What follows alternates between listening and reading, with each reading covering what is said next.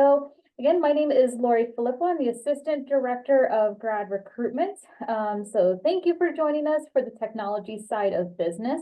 First, I'm just going to go over a few things about graduate admissions at UNLV. So first, we like to just talk about is why grad school. Only 14.4% actually hold graduate and professional degrees. With a graduate degree, it does give you those lifelong skills, including leadership, communication, and really helps you take control of your future. So if you're not familiar with UNLV, we like to go over then why are students going to grad school at UNLV? So to start with, we are a prestigious R1 ranking institution. We were one of only 131 universities in the US to hold this ranking. We do have over 175 graduate degree and certificate programs. We are the second most diverse university in the country. And then you can see here some of our other rankings where we rank top 10 in social mobility. We are one of only 119 universities in the country to hold the community engagement classification. And then on top of having an R1 ranking, being regionally accredited, a lot of our other programs, they do hold their own national rankings and accreditation. So at UNLV, you do get to learn from nationally and internationally recognized faculty. You'll do a lot of partnering, community involvement with our local employers. We know that our students are very non-traditional. So our classes are offered in the afternoon, evening. We have hybrid classes, online classes. We even offer fully online programs. We also want to make sure that your experience at UNLV is more than just the degree itself. So we do have experiences through graduate assistantships, which we'll touch on a little bit later. And then, of course, you can form those relationships with your faculty and your classmates. So at UNLV, we have over 5,000 grad students. We were founded in 1957. Of those 5,000 grad students, we have over 1,000 international students, and they are coming from well over 80 different countries. Okay, so paying for grad school. Now, this is just an estimate to give you an idea of what our grad students are paying, whether they're in-state or out-of-state. Full-time for a graduate student is considered 9 credits, which would be equivalent to 3 classes per semester. So if you are an in-state student for tuition and fees, estimated it's over $7,000. If you're out-of-state, you're looking at over $24,000. And again, this is just an estimate, but it would include the tuition and the fees. But we do want to help out any way we can with those costs. So the most common way that we help is through graduate assistantships. We have over 1,000 GAs on campus. GAs are students and they are working on campus. We have non-academic GAs, academic GAs, and what it covers is it will cover your full tuition up to 9 credits. If you are out of state, it will waive the out-of-state tuition. On top of covering your tuition up to 9 credits, you will also receive an annual stipend between $17,000 and $22,000. If while you're a GA, you need to use UNLV's health insurance, it will also cover your health insurance cost with UNLV. They also provide summer tuition benefits. At this time, they're covering the tuition for 1 class during the summer if you are a GA during the summer. So the GAs, it's a full package deal. You can be a GA your first semester of grad school, or some students, they might want to start off, kind of get a feel for what grad school is like, and then apply for a GA maybe their second semester. On top of the GAs, we do offer $5.7 million in awards. This is through new and current scholarships and fellowships. We have many awards through research, teaching. A lot of the departments may have some awards that you can apply for. So always check out your Grad Rebel email to see what is going on around campus, if there's anything you can apply for, any scholarships that you might be eligible for. And definitely check out Handshake to see if there's any graduate assistantship positions that you can apply for. We also like to mention our low cost of living and tuition. So if you're not too familiar with Las Vegas or just Nevada in general, we are in no state income tax state. We have affordable living all throughout. We have upperclassmen housing just right on the UNLV campus itself. We even have housing less than a mile from UNLV, or there's really varied residency all around the valley. You'll also be able to take into account our local discounts, tickets, and entertainment, not just around the Las Vegas Valley, but also right on UNLV. Okay. So while you are a student at UNLV, you'll also be able to take advantage of the GPSA. This is our Graduate and Professional Student Association. They do provide free resources to our grad students to really just help them really more with that experience as a grad student. So they offer free certificates, career support, they offer workshops, and they offer locations just like in this image to our students. So this is our grad commons.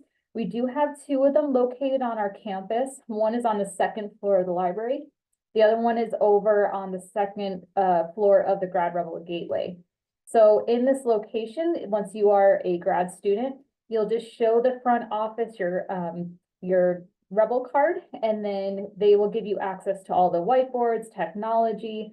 There's computers in here, kitchen space. Maybe you're doing a class where you have to do a project with some of your classmates, so you can go ahead and reserve space in these areas. So just another place where grad students can utilize and, go and do their studies in. There's also the Grad Academy. The Grad Academy is also another resource for grad students that provides more free leadership, different opportunities to really, again, make it more than just your degree that you're going for at UNLV. So to give you an example, I do like to show this slide. This just gives you an idea of all the free resources available to our grad students. So you do have the free certification. So while you're going for that technology degree, maybe you want to do more in mentorship, maybe do a little bit more on the research side. So again, these are all free certifications that can really amp up your resume and make you more competitive when you go into the work field. There's also programs they offer. So there is the writing boot camp. They do have the graduate college medallion when you earn at least 100 points. And then you get the medallion to wear when you cross the stage. And then of course, these events, which always, again, keep a lookout for your Grad Rebel email. The Grad Academy will keep letting you know of any events, workshops, anything that is going on that you may want to consider joining. Okay, so how to be a UNLV grad student. So once you are ready and you know which program you want to apply for, you'll go ahead and submit your application in the Grad Rebel Gateway. This is our online application portal where you'll upload all the required documents and you'll pay for your application fee. The application fee is $60 for domestic students and $95 for international students. Now, the main thing with grad school is to know your deadline. All of our grad programs do have a specific deadline on when you have to have your application and your materials submitted by. Once you submit your application and your documents, your application will be reviewed twice. So it first gets reviewed by the graduate admissions team. The admissions team wants to see that you have a bachelor's degree from a regionally accredited institution or an international equivalent. For your bachelor's degree, they want to see that you have at least a 2.75 overall GPA. If you fall below the 2.75, they will look at the last 60 credits that you've completed. And for those 60 credits, they will want to see that you have at least a 3.0. Now, we do need to see transcripts from each post-secondary institution you attended, even if you just maybe took a few courses or if you did not complete your degree from another institution. We want to see everything since it is part of your academic record. If you completed coursework outside of the US, and if those documents are not in English, we would need to see a copy of both the original language transcript and an English translation. If you are an international student, if you are not a US citizen or a permanent resident, you may be required to also show proof of English proficiency. So this would be through your IELTS, TOEFL. We are accepting a Duolingo, or if you've completed a degree from a post-secondary institution where English is the primary language of instruction, we can use that degree in place of your English proficiency test. So if you have any questions about these documents or what may be required specifically for you, please make sure to reach out to us and we'll help you out to let you know what we need. Once your application is reviewed by the admissions team, it will then get reviewed by the specific department that you're applying for. They will look for, they could be a personal statement, letters of recommendation, typically 2 to 3. They may have a standardized test like a GMAT or a GRE. They might have a resume, could be an interview process. It really just depends on the program that you're applying for what the specific department requirements are. So make sure you're checking out not only your deadline, but also what are the specific requirements for your program. So again, touching on those deadlines, if you do have to take a GRE, a GMAT test, if you have to do a personal statement, getting the letters of recommendation, make sure you know what your deadline is, as some deadlines are very, very early. Some programs only admit once a year. Some programs may admit in the fall, spring, and summer, but it just depends. So make sure once you know what program you want, go back and check what the deadline is and what are the requirements for your program. And then just to let you know that we do have other events coming up, so make sure you're checking out our event calendar. We do have many department-specific events. We also have 201, which will dive a little bit deeper into those departmental requirements. And then look out for us. We will be at fairs and tabling events. And then, of course, stay connected with us. We are open 8 to 5. We're located on the Student Service Complex, Building B. But make sure to reach out if you do have any questions about the application. And with that, I'm going to stop sharing my screen and pass it to my colleague.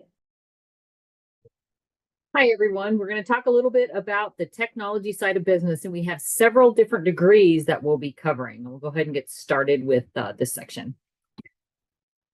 So the Lead Business School. The Lead Business School is AACSB accredited, or the Association to Advance Collegiate Schools of Business, and only 5% of the business schools internationally have that accreditation. We are the only program in Southern Nevada that is AACSB accredited, and that is for the whole business school. So we do have a number of degree programs and certificates that are considered to be the technology side of business. We have an MS in Management Information Systems, an MS in Cybersecurity, an MS in Economics, Applied Economics and Data Intelligence, an MS in Data Analytics.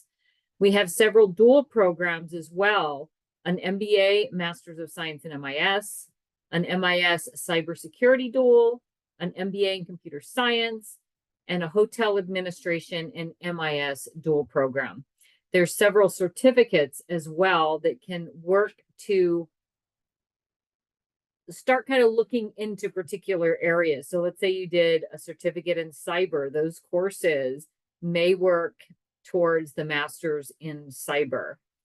Business analytics, management information systems. So it gives you a chance to take a few courses and see if that's the area that you want to get into and possibly use those for the graduate degree. So I'm going to go ahead and turn it over to Dr. Moody to talk a little bit more on the technical side of those degrees. Okay, thank you, Lisa. So the MS, the Management of Science and Management Information Systems, is basically a degree that's focused on how to use technology to better implement the objectives and the strategies of a business.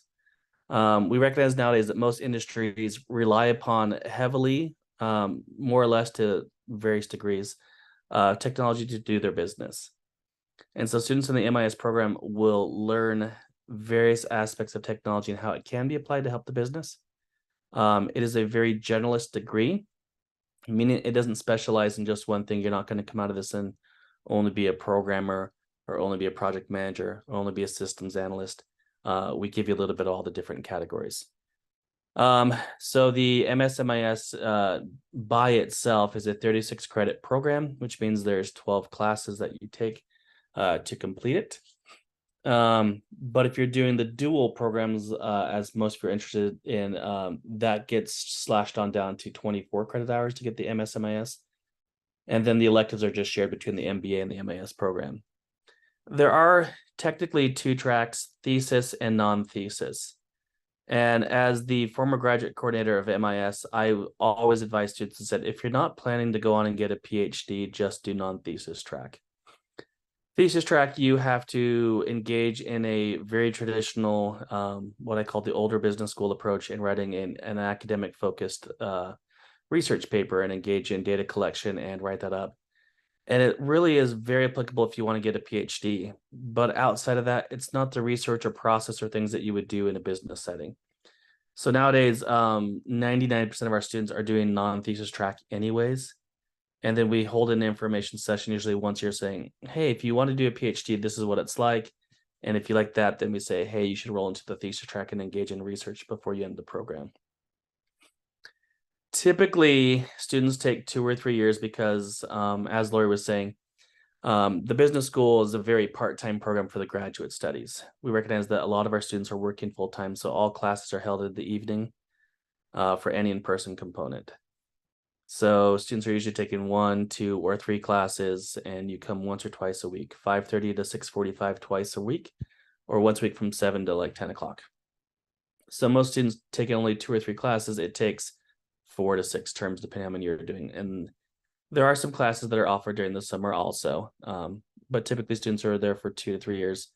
But students have completed in less. If you're highly motivated, you can certainly do that too. A lot of courses, just like many other universities, we went through the pandemic too. And so even the in-person courses, a lot of them, like the cybersecurity program, which I am currently in charge of, they're offered all entirely hybrid. So if you want to be online or in person or just switch between the two, that's fine. You just show up whichever modality you're choosing to do. And for students that have an interest in this, the program is STEM certified by DHS, which means if you're here on a visa, you have the OPT extension after graduation. Next slide. MS Cybersecurity, that's the program that I currently direct. It is jointly offered between business and engineering. And so some of the faculty on the technology side in management, entrepreneurship, and technology, which is my department, work in this program along with colleagues in computer science and electrical engineering. So this is a program that's mainly offered because there was overlap in demand with management information systems, and we would have people that would come out and do cybersecurity, but honestly, you need more training on specific cybersecurity topics. So although it is technical like MIS, rather than giving a generalist degree of all the technology and all the different ways that it may impact business, cybersecurity focuses primarily on what are the specific ways that data need to be secured within the business setting to ensure that business operations can be protected and completely accessible and available at all times. So half the courses are offered from business faculty such as myself, which focus on risk, compliance, and governance. And the other half are offered by faculty from engineering, which focus on operating system security, network security, encryption, and infrastructure, and SCADA.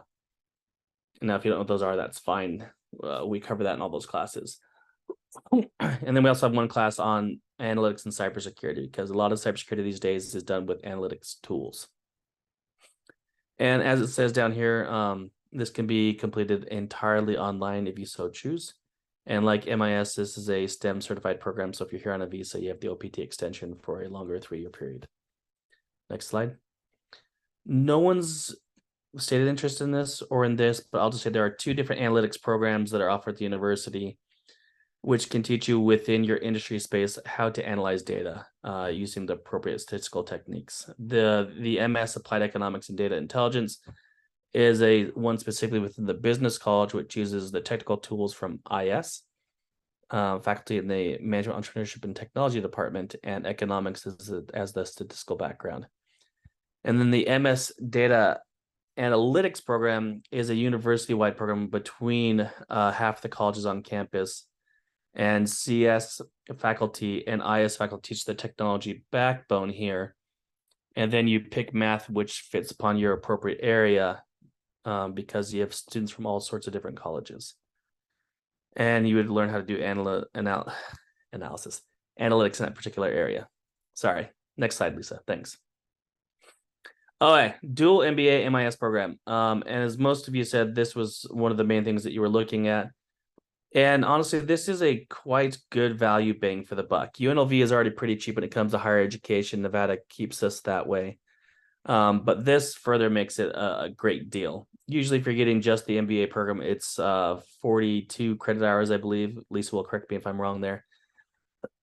And then the MIS is usually 36. So putting those two together, you have 70-some credit hours. But doing these jointly, as you can see, it's just 54 credit hours. You earn 2 graduate degrees. And most of these students do it in 3 to 4 years. And you earn both actual degrees. It's not like a special degree where it says this special different thing. You earn the MBA, you earn the MSMIS.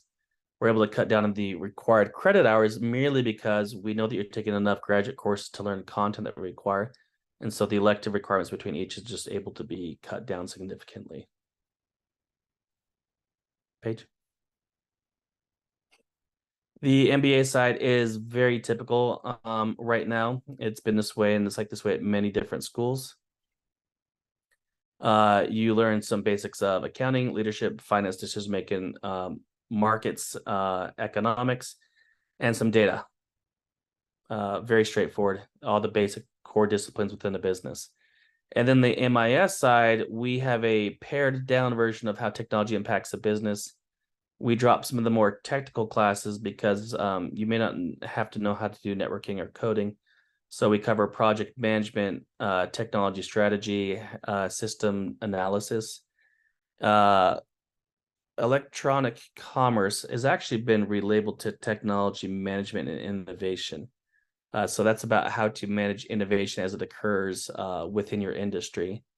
Then data management is how to deal with all the aspects of collecting, storing, and using your data. And then just like in the MBA, we have a capstone project at the end that you have to complete to showcase what you've learned during your program. Next.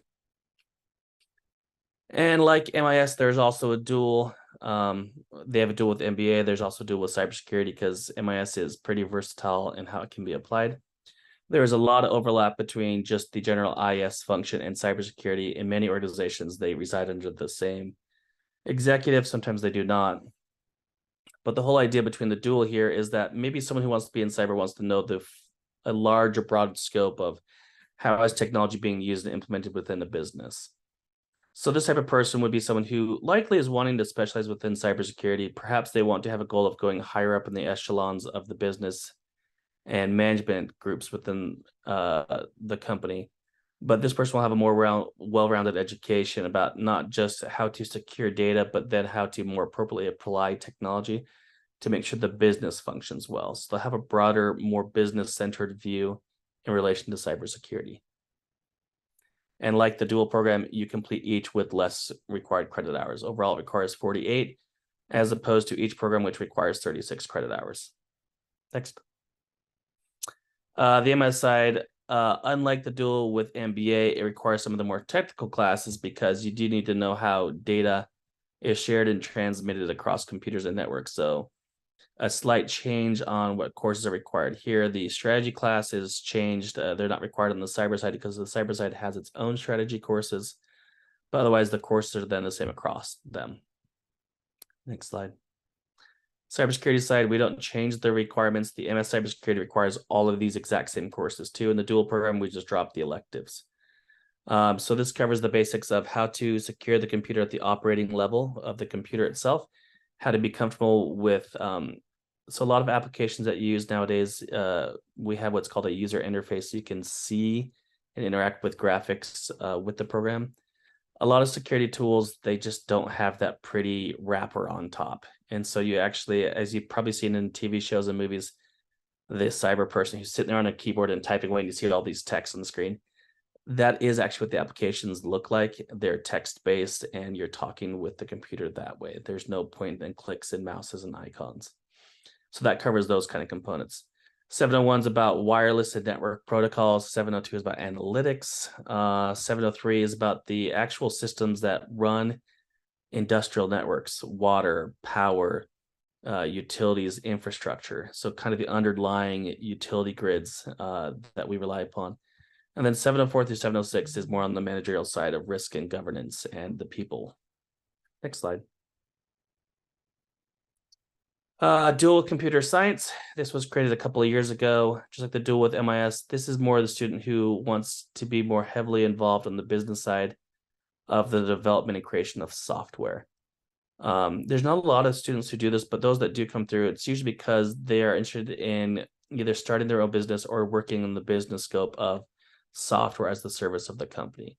And so they want to know good, solid skill sets of development of software and then how to run a business. Again, good bang for your buck. It cuts down the credit hours for both sides. Next slide. MBA side is the same as the other ones, that it does not change. So go ahead to the next one.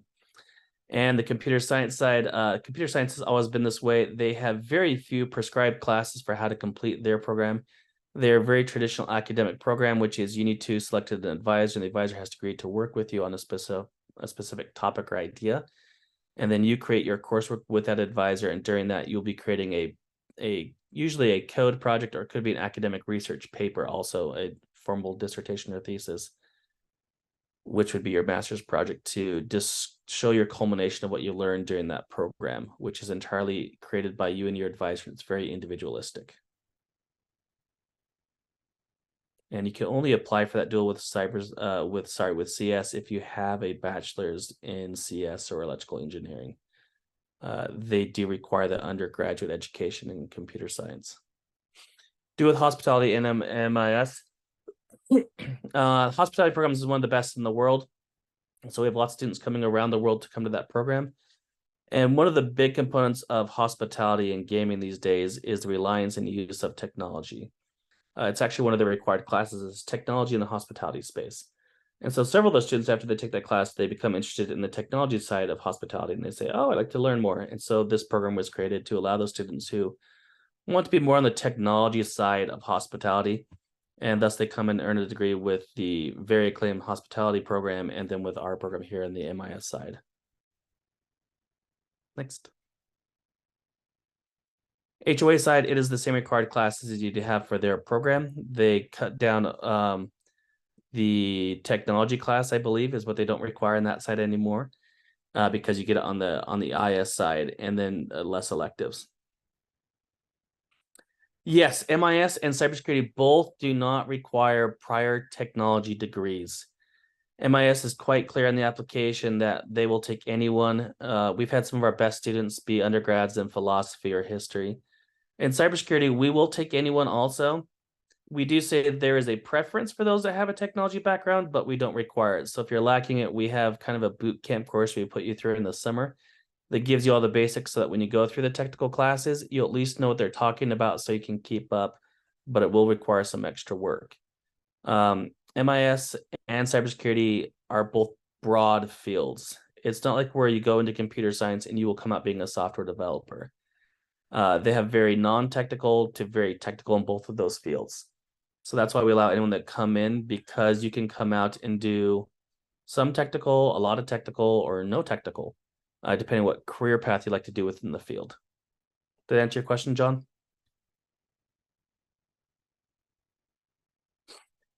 And then the MIS with hospitality is the same as it was with MBA, of all required classes dropping out the required technical ones.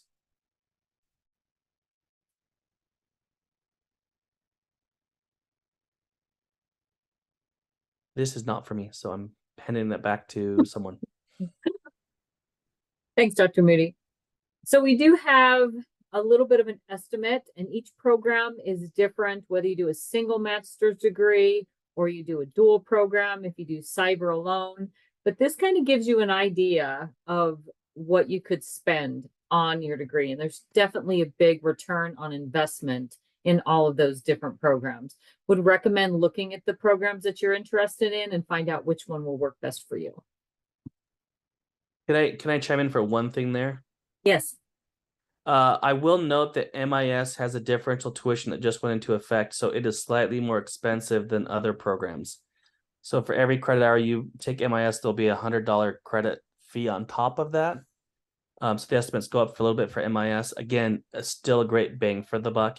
And cybersecurity has a $300 per credit hour fee on top also. And that's to help pay primarily for the cyber range access that we have for you to practice your cyber skills on. So both those programs are a little bit more expensive than the traditional tuition estimate. And the MBA program also has $100 extra. Economics does not. So again, it varies. If you're interested in finding out a little bit more about the cost for your specific program, please reach out to us. We do have that information in the Office of Graduate Student Services. So we have some information on some of the salary breakdowns for some of the positions that you may have on the technical side of business. Dr. Moody, do you have some information on this as well? These just come from several national things collected by the Department of Labor Statistics. And then there's also a group here at Nevada that collects state level averages for these things too. But I believe all of these this comes from the IS. So this comes from a survey of students at all participating universities, around 75 across the country, that asked their students to say, hey, what were your actual salaries that you got after graduating these degrees in IS? And so this includes undergraduate and graduate in their overall survey. So this is the results of the graduate survey. So as you were asking before, like, do you have to have technology coming in MIS? You can see from the job titles here, there's quite a few on the previous slide that show that they are non-technical skills also that come out of this. There are project managers, there are advisors, there are consultants, there's analytics. The analyst side, when it says analyst, that really means you're using your tech skills with your business side to help advise how to use the technology appropriately. So plenty of non-technical things there also. But as you can see, all of these wages on the annual scale are much larger than the national average from what most people make. So although there's an investment to get these degrees, the ROI for these is usually quite positive for you. Next slide.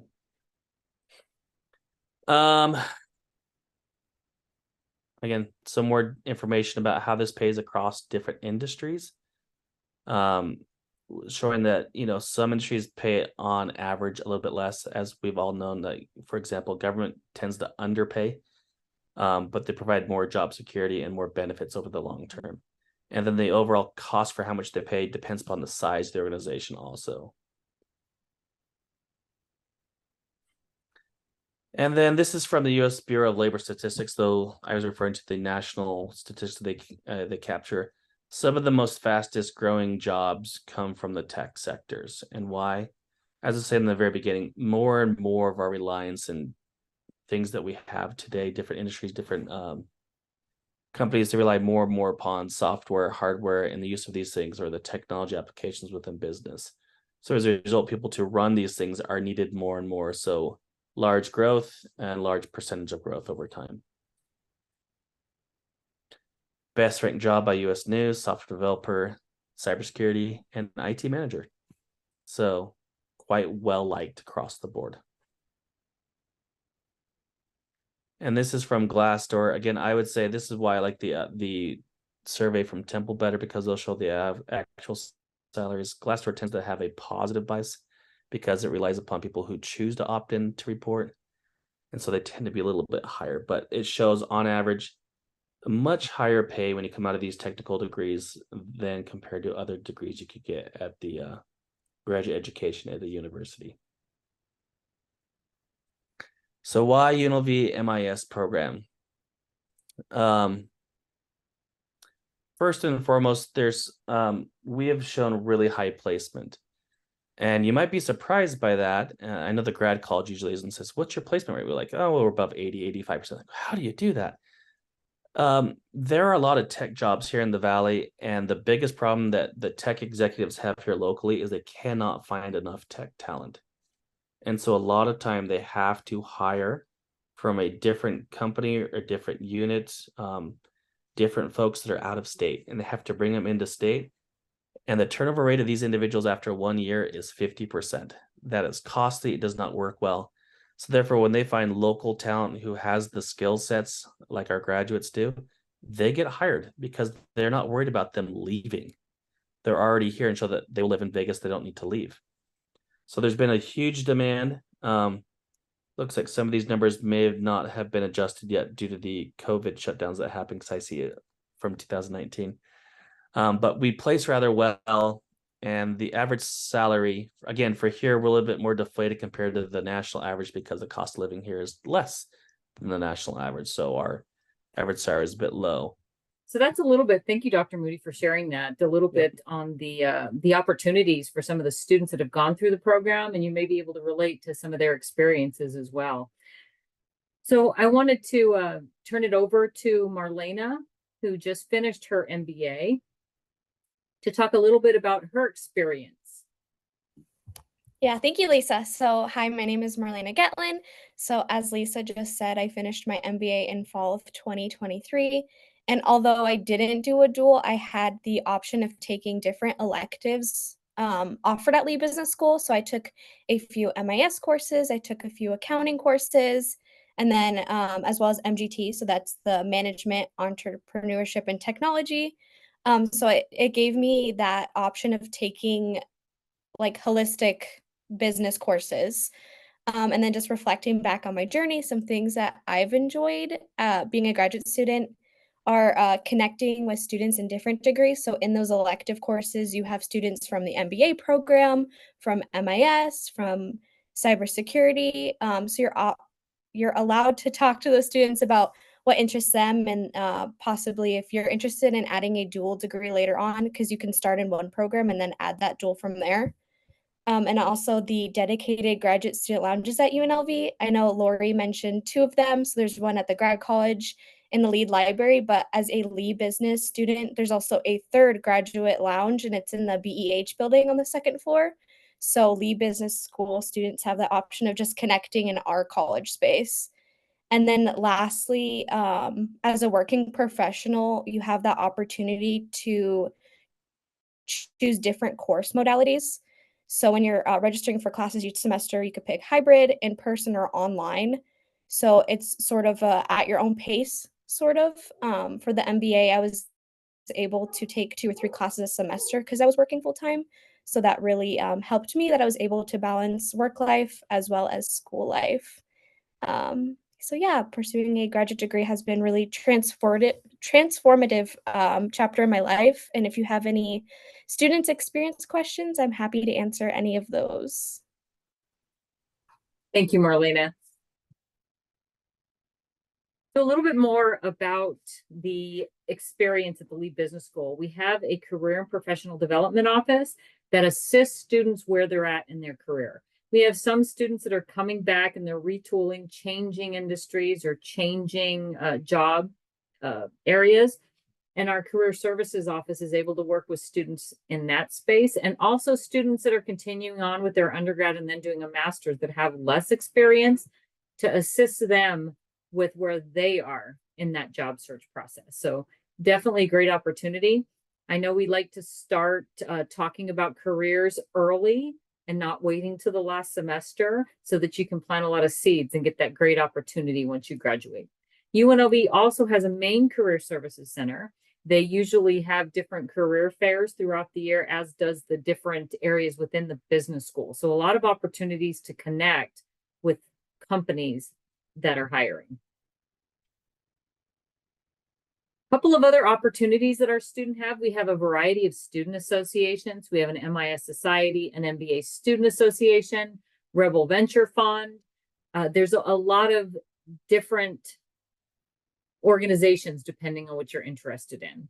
There's also a variety of speakers across the business school and mixers. We just had an open house for graduate students at the library last week, where students from different programs were able to connect over pizza. So it was a lot of fun to just kind of connect and get to know some of the folks in the other areas, like Marlene had mentioned.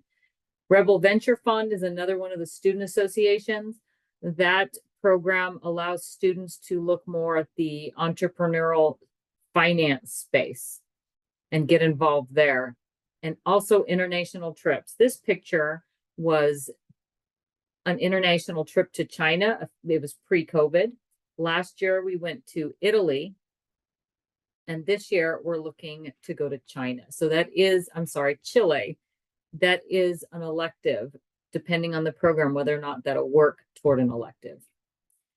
So we've been to China, Russia, and most recently to Italy. We visited 3 different areas within northern Italy and learned a lot about the balsamic vinegar, cheese, and wine area there. So it was a lot of fun to see how they do business versus how we do business here. A number of different opportunities. This semester, we're doing bowling. We're also doing hiking up at Mount Charleston later in the semester. Usually in the fall, we do a karaoke event. So a lot of different ways to connect with students within the business school.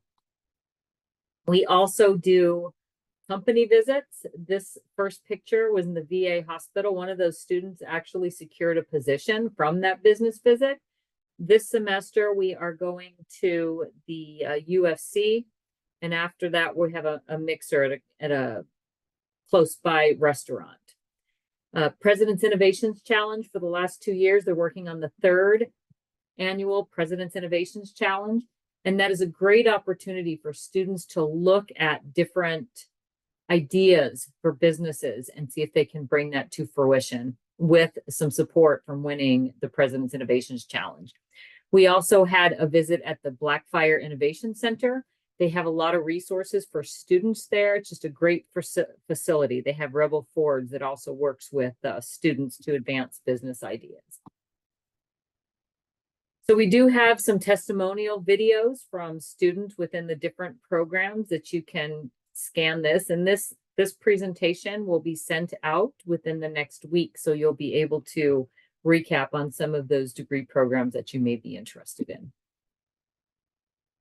So a little bit about the application process. It varies depending on the program, but in general, we have fall deadline, spring deadline, and summer.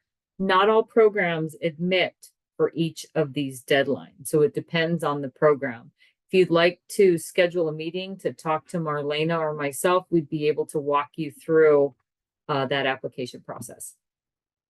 This typically the application materials that you'll submit, your transcripts from all universities attended, copy of your resume, statement of purpose, letters of recommendation. Some programs will require an entrance exam. Most of these technical programs will, depending on your background. And then we look at the GPA from undergrad as well. International students would have additional requirements. The GMAT has changed recently. It's now the GMAT Focus. They no longer offer the regular GMAT exam. That was a recent change. They've shortened and streamlined the exam. It is available at testing centers or online, and you can get more information on mba.com. The new GMAT Focus is shorter, 2 hours and 15 minutes. The previous GMAT was about 4 hours, 1 score. Previous GMAT had 3 separate scores.